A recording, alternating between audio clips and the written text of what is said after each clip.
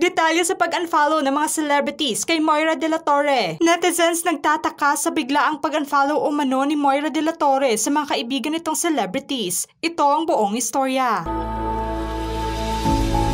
Naispatan ng mapanuring mata ng mga netizens ngayon ang biglaang pag-unfollow ng mga celebrity friends at ang espekulasyong pag-unfollow di umano ng singer na si Moira De La Torre sa kanyang mga kaibigan sa kanilang mga Instagram account. Tulad na lamang ni Sam Milby, Yen Constantino, Eric Santos, TJ Monterde at iba pang mga celebrity friends nito. Ayon sa kumakalat na balita na nag-umpisa ang issue ng pag-unfollow ni Moira sa mga kaibigan nito sa showbiz kasunod umano ng pagbitaw sa kanya ng talent management na Cornerstone Entertainment bilang talent. Kaugnay din umano ito sa maling akala ni Moira na maniwala sa mga taong pinagkakatiwalaan niya na nag-trader umano sa kanya. Ayon sa isyong kumakalat ngayon sa X app na hindi pa kumpirmado, ay tila isa umano ito sa rason ng pag-unfollow ni Moira sa mga celebrity friends niya sa IG ay dahil na sa pagtanggal umano sa kanya ng management ng Cornerstone dahil na sa attitude problem di umano nito bilang talent. Hindi pa klaro kung sino ang unang nag-unfollow, kung gayon ay nasa 0 following list ang IG account ni Moira. Ayon naman sa nakasaad sa isang blind item, akala umano nitong kakampi niya ang kanyang RM, ngunit dalawa pala ang mukha nito at bruha umano na nag-trader sa kanya.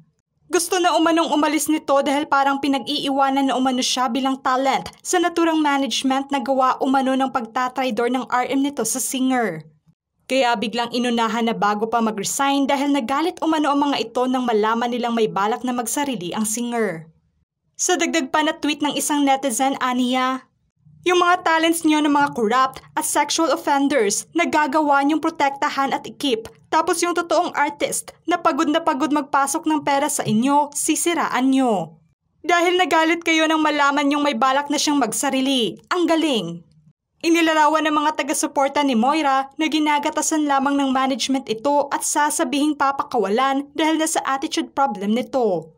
Tila mali umano itong rason kung totoo man. Naging issue kasi ngayon kay Moira ang pagtataray umano nito bilang isang talent under Cornerstone kaya inalis umano ito bilang talent.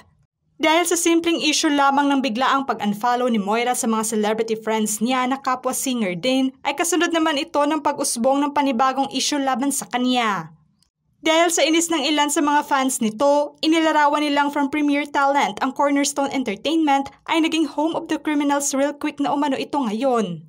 At kung totoo man na inalis na nila si Moira sa kanila bilang talent, ay ikasasaya umano ito ng mga fans niya.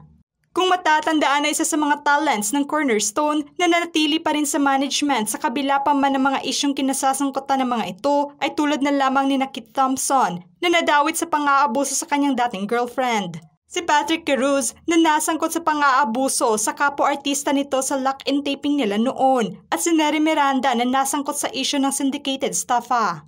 Maintriga nga ang pag-unfollow issue na ito ngayon ni Moira, lalo na at bakit damay pati ang mga close friends nito sa showbiz. Tulad na lamang ni Sam Milby na alam ng karamihan na sobrang close nila sa isa't isa. Kung saan isa nga rin ito sa nag-udyok sa kanya na sumulat pa ng mga kanta. Parang magkapatid na rin ang turing nila sa isa't isa. Hirit naman ng mga taga-suporta nitong tila tinanggal na niya sa kanyang following list ang mga kaibigang celebrity.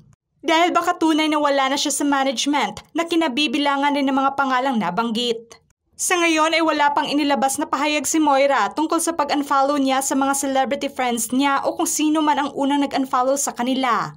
Maging ang Cornerstone Entertainment tungkol na sa espekulasyon ng pagtanggal at pag-alis di umano ni Moira sa kanila. Sa ngayon ay abala pa rin si Moira sa promotion ng kanyang bagong album.